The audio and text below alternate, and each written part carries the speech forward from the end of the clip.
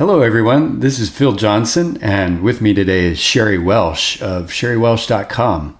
Sherry's an author and leadership coach who works with professionals, both individuals privately and with groups within companies. And her book, Slowing Down: Unexpected Ways to Thrive as a Female Leader, is available from any major book retailer. Sherry, thanks for joining us today. Hi, Phil. Thanks for having me. So today, Sherry, we wanted to talk about what it's like to work with a coach. And just by way of introduction, we all have skills, abilities that we use to shape our lives, to strive to achieve our goals. We go off to college and choose a major. When we graduate with our degree, we target a particular career field, maybe a particular company, perhaps a particular city or region where we want to live. We do a lot of things. We have a lot of skills and abilities that we employ to create the life that we want. But oftentimes when we get a position and we're at a company, we sort of settle into the way things are. We accept how things are structured, the company culture, the positions that are there, the relationships within the company. And we kind of stop employing those skills and abilities that we have.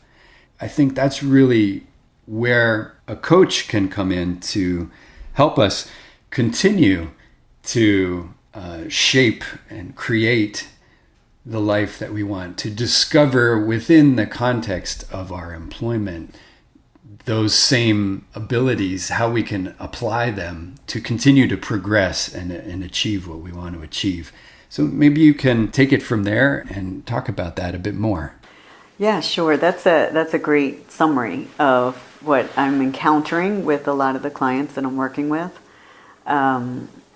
Most of the people that I do take on as clients, they're very high performing in their careers. They've done a great job in making progress and getting to where, they've gotten to, let's say. And what they start to get kind of pulled towards or nudged, with a little bit of momentum behind is, there's got to be something more. There's got to be something that I can do that's even bigger than this, or different than this, or whatever it might be, that has had them kind of stagnate at the point they are. So as you said, they've had skills to get to where they are. They've taken action. They've made decisions. They've stepped out into unknown territory by going maybe to college away from home, by moving across the country to take a job, whatever it might be. All of those things have taken a substantial amount of decision-making, strength, planning, logistics, day-to-day momentum to make happen. Right. And then I know for myself, I also forget of some of the things that I accomplished along the way. And as I look back, I'm like, wow, it's kind of pretty impressive when you really reflect on it. Mm-hmm. So what I like to do with clients is really slow them down and have them see what they have within them already. It's not something they have to go get. It's not outside of them. It's already within them. They've already demonstrated a lot of these skills and abilities to take action, to make decisions, to set goals and priorities and that align with their values.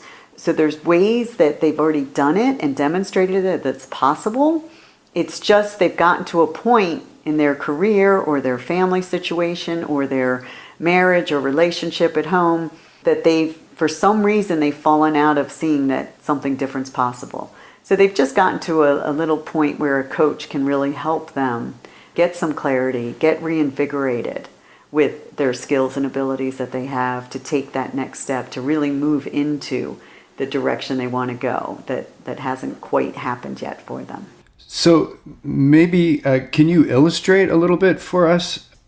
Maybe some clients that you've spoken to recently, just to show how this would play out perhaps in a coaching session? Yeah, sure. So So what I'm finding with, people that I'm talking to when I share with them, I'm a leadership coach and this is the kind of work that I do. And I'm finding that more and more people just don't know what it's like to work together. What does it mean to hire a coach? What is it like? They're a little bit scared of, what do I have to do? How do I need to show up? Do I, have to come with something to fix, with something wrong? So I'm glad we're having the chance to talk through this, to really illustrate what it's like to work together. And so I had a session recently with a group of women, and one particular woman volunteered to have me help her with going through, some role clarity exercise that I like to do. And it was getting really some clarity around, all right, what is your current role? How does it make a difference in the company that you're a part of? What does the company do? Why does that matter?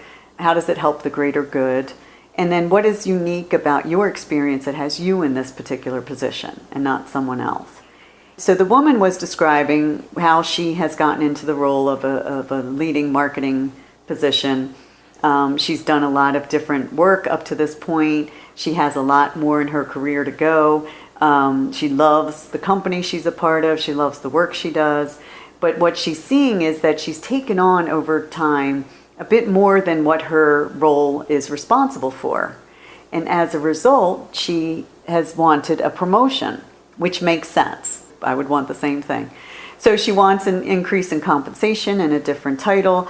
And as she looks at the structure of the company, there is no next level except where her boss is, which is a vice president level. Mm-hmm. Well, she doesn't yet want the vice president level and everything that goes along with that. Sure. Because it's not just a title. There's a lot that goes with it. But she does see maybe a senior marketing leader role in between would make sense. And that doesn't exist. So what we talked through together, and I coached her in front of the room so she could get a feeling of what it's like to work together, is we explored, okay, so what's in the way of creating that position? Mm-hmm. And talking to your boss about that idea and having a conversation around that it might be an interesting way to have you step into a broader role that you're going to create. What would the title be? And she came up with a title that she would like to call it. And then what kind of compensation would you like to go with that? What adjustment to your current level? And she came up with a number, and I said, okay, so when would you like to have that conversation with your boss? And her comment was, well, he'll probably be back here. He's not in the same office, so we'll probably be back at the end of the year. And I looked at her and said, okay, so you want to wait for probably at the end of the year to have a conversation? Well, no, I guess I can do it sooner. Well, okay, how soon? And well, I don't know, maybe next time I talk to him. I said, okay, so how often do you talk? Right, so what I do in a coaching session is really ask these open-ended questions to keep flushing through all the barriers and obstacles that are in her mind as to why she can't have this position now. Right. And bring it into now instead of waiting until maybe the end of the year, maybe next year. So she was even looking further into next year. And I'm just like, oh, no, come here. Let's bring that forward. Let's bring it to today. Sure. And so as we talked more, it was really exciting to see her light up, to see how she started to get clear on, well, wait a minute. I have a cell phone, and usually we text each other, because I asked her, how do you normally communicate with him since he's not in your office location? And she said, well, I have a cell phone and we text. Perfect. Okay, how would you feel about sending him a text telling him you want to talk to him about an idea you have for your career? And she goes, well, yeah, I can do that. That's not a problem. I said, okay, so when are you going to do that? And she then had a plan to do it immediately. Now, this was an evening session, so she was going to do it the next day. And that's how it works, right, in a coaching session. We basically go through all the thoughts and beliefs that you've created in your mind, that you've imagined are in the way of you having what you want right now. So if I could recap just a little bit, it seems like you asked those questions, and to a certain point, she had the answers. So she's in a position she likes. She feels like she's doing good work. and then she knows where she wants to go next and has thought out the title, the compensation, all of these things. And your questions led her along that path until you hit the obstacle. And then it seems like you helped her drill down first to get past the obstacle of, well, why not contact your boss now? But also to be very specific about how to take those next steps. Yeah, it's a great thing to highlight, Phil, because what you're bringing to the table is really important. It's what happens every time people allow, and myself included, allow things to be delayed to tomorrow or someday or next month or whenever it might be. Mm-hmm. And it's because it's too vague. So we talk about, yeah, I can talk to my boss and I can definitely ask him, and yes, I can have that conversation. And then they go running off. And then tomorrow comes and like, well, yeah, it's not quite the right time because they're not in a good mood right now and I don't really have it ready and, I don't know what I'm going to really say and I don't know the best way to get a hold of them.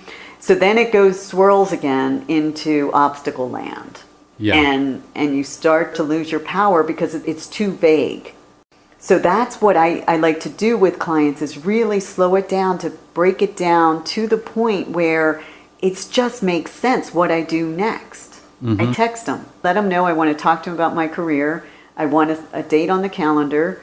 How about next Monday? And make it happen.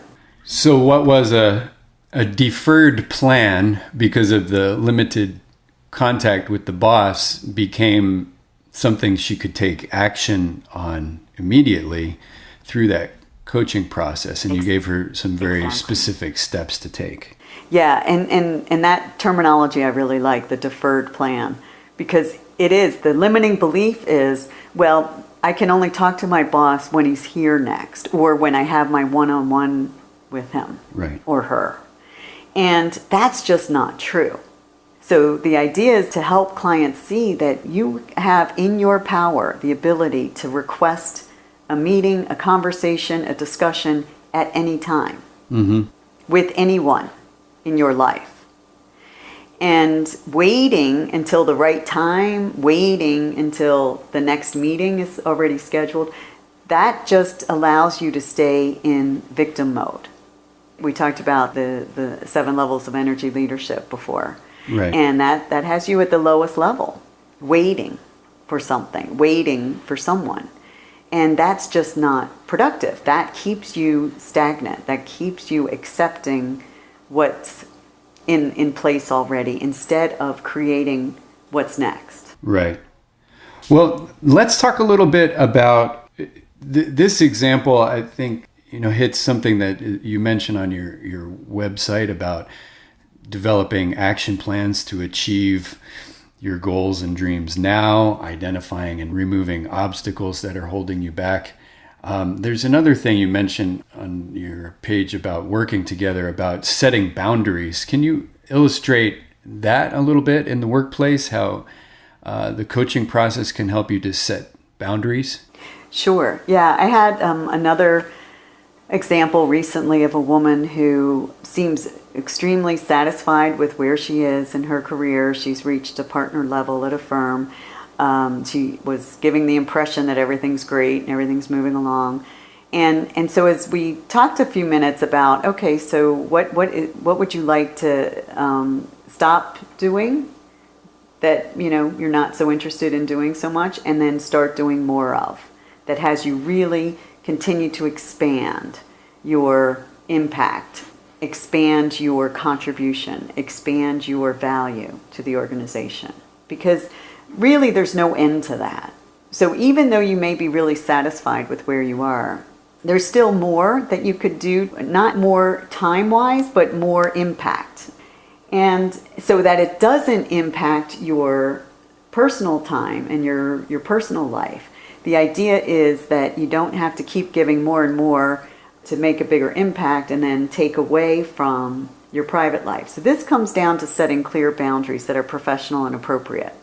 And in this case, it was she wanted to make a bigger impact in the business by creating more newer clients, a stronger market presence.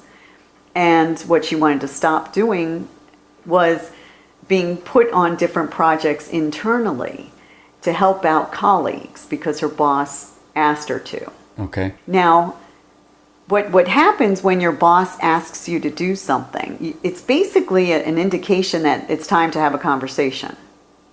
And if what the boss is asking you to do is aligned with what you've signed up for, what your goals and objectives are for the current year, it may be something that would enhance your performance. It may be something that is even going to give you new experience that's going to make you even more valuable.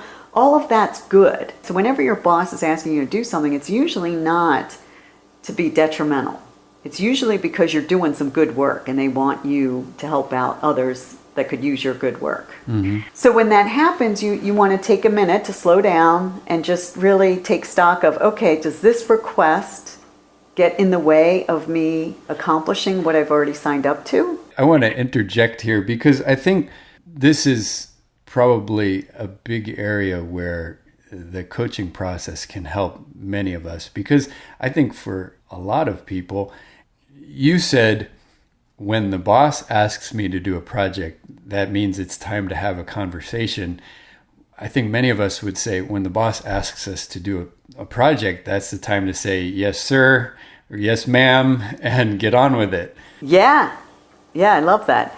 Because that's where what I do with coaching and working with clients is have them see that it's possible to behave differently than what is the norm, what has been drilled in their heads. That when someone of authority asks you to do something, you say, yes, ma'am, yes, sir.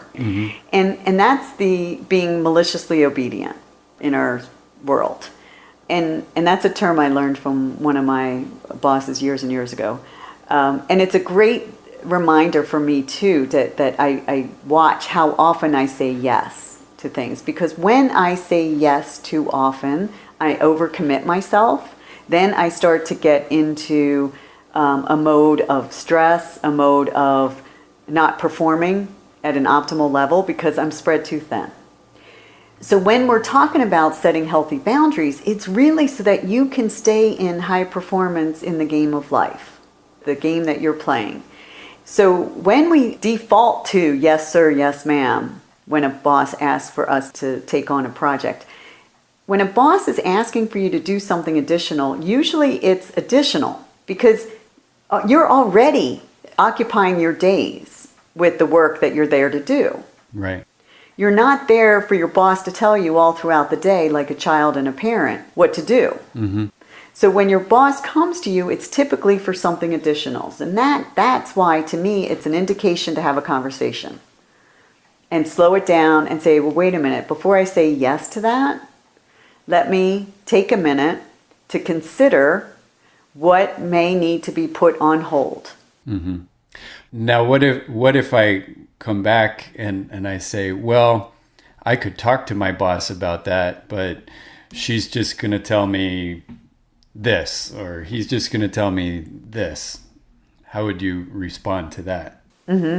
Yeah, so I would say that may be something they might say, but you don't know that yet until you have a conversation. So now let's play out the conversation where I go to my boss and say, you know what, before I say yes, I'd like to talk about what else I have going on and whether taking this additional project then has something else at risk of not being completed. And you're the boss and you say, well, I don't care, you got to do it all. Right. Well, yeah, okay, I get that. I get you. The desire is there for me to do it all and maybe to work instead of working 9 hours, 10 hours that I typically work, to work 12 for this period of time. Let me consider that. That's something I'm willing to consider.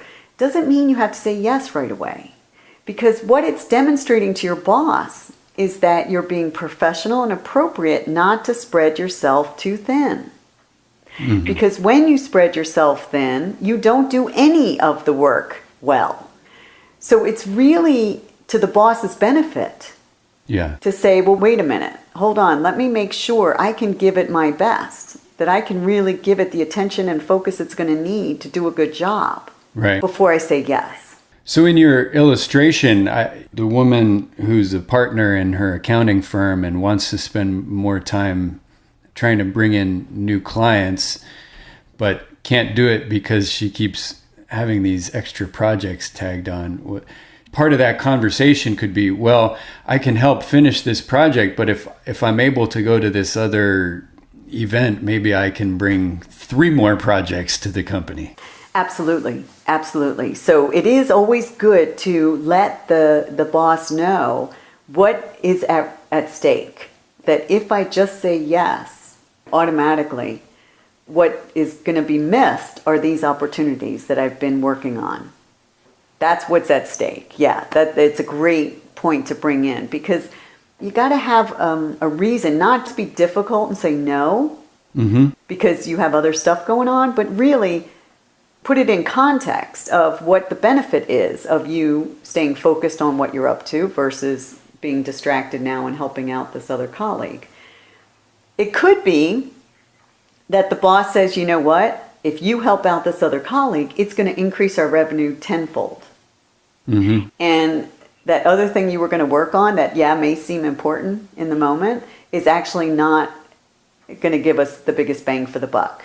Yeah. And then for you, it's a no-brainer. Yeah, makes sense. Thanks for letting me know. Perfect. I'll be happy to help them out. So that conversation is really what we talked about in the podcasts on the energy levels. It's really partnering with your boss or your other colleagues to talk about and determine most accurately what's the best way for you to go forward together. Exactly. You got it. It's definitely a level 5 conversation. You got it. A true partner. And that's how it all plays out when we're in these coaching scenarios. What the session looks like is simply what you and I are doing right now. The client will come back and say, well, wait a minute, my job could be at risk, or I tried that before and my boss said, too bad, do it anyway. Right.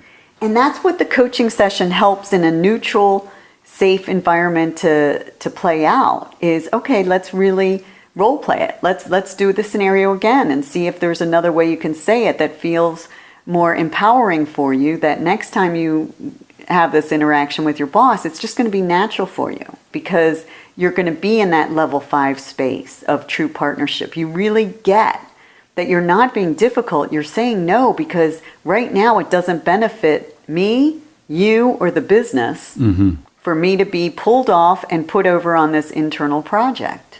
Yeah. Now, again, it's all through a conversation. Right. And that's all life is a series of conversations, right?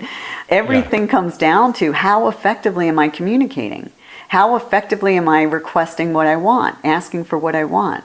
How effectively am I setting my boundaries and really saying that this is why I'm not going to do this and I am going to do this. Right. Or I'm willing to do this and I'm not willing to do that. And then you co-create strong agreements with the people in your life, your boss, your spouse, your kids, your friends, whoever, in ways that are natural and effective. And that's what we do in the coaching sessions together. And when we work together, you just get more and more practice with it so that it becomes a way of being. Yeah. Well, Sherry, thanks so much for being with us today. I think that's a really good way to wrap up today's podcast, that the coaching process, what it's like to work with a coach is really to have conversations and to be coached in how to have conversations in the workplace or in our personal life in order to navigate through some of the obstacles that are holding us back, in order to get specific about what steps we need to take, or in order to set boundaries. I think this has been very helpful. Thank you. Yeah, thank you, Phil. I appreciate it. And thank you for joining us today. I hope you'll be with us again for our next podcast. For Sherry Welsh today, this is Phil Johnson.